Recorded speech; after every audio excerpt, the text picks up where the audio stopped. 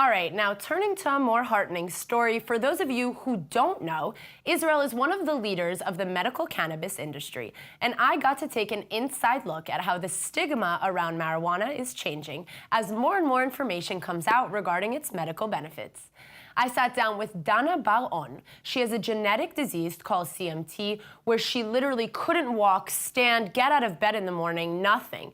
And now she did her research and got her license for medical marijuana, and her life completely changed. Check this out. My name is Dana Bar-On. I have a neuromuscular disease called CMT. It's a genetic disease, and cannabis is the reason I can walk on my feet. About 12 years ago, the disease has started to take really fast turning points, and my body started going crazy. I had every muscle in my body either too tight or too slow, weak, unable to move. I had pains all over, neurological pain, muscular pain. I was very, very, very weak and couldn't function.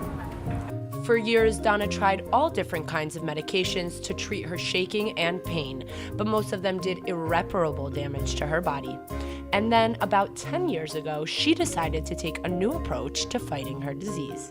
I was the first for my disease in Israel to receive that medical cannabis treatment.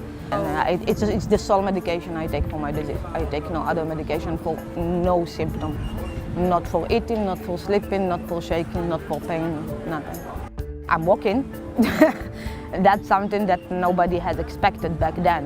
Back then I was given about 5 years until I'd be completely atrophied. I was supposed to be in a wheelchair. Dana is just one of about 30,000 people who are using cannabis to treat various medical conditions here in Israel. The Jewish state is known as a worldwide leader in the medical cannabis industry. We're incredibly good at high tech and ag tech, growing things, water technologies, pharmaceutical development, biotech, and that's cannabis. Yes, it's a plant on one hand, but on the other hand, we take the agricultural material and we create medicine from it. Saul Kay is a pharmacist as well as the founder and CEO of Israel Cannabis, or ICANN, and has been working in the cannabis industry for over 3 years. My partner in the cannabis industry has chronic fatigue. My mother has Crohn's and my son has epilepsy.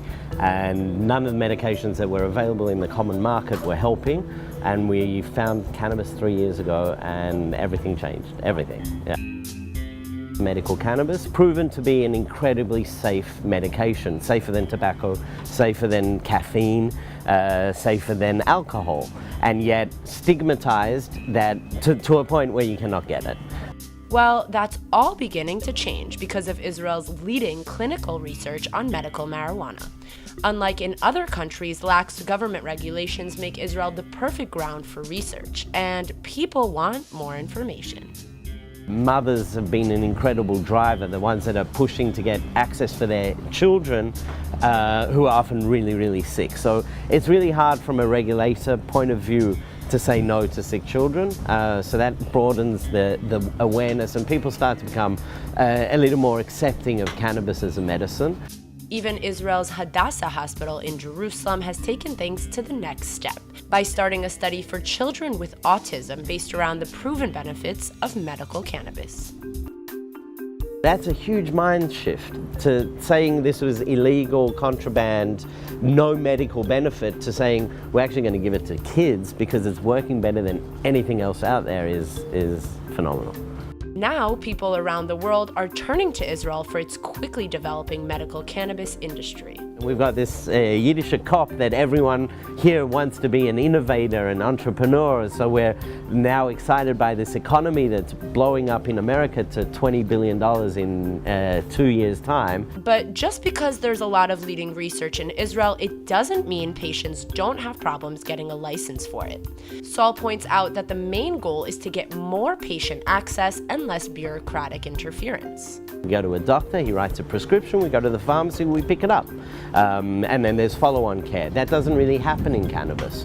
So we're in this vacuum of patients knowing more than doctors, doctors being very hesitant because there is no scientific evidence, because for 50 years we've not been able to do the clinical research that is required for medical cannabis. There are now reports stating that Israel will start exporting medical cannabis. And while the money is promising, the main goal ultimately is to help spread the treatment worldwide. In my opinion, the right conversation is not legalization, but medicalization. Get it into patients. Whatever happens on recreational will happen.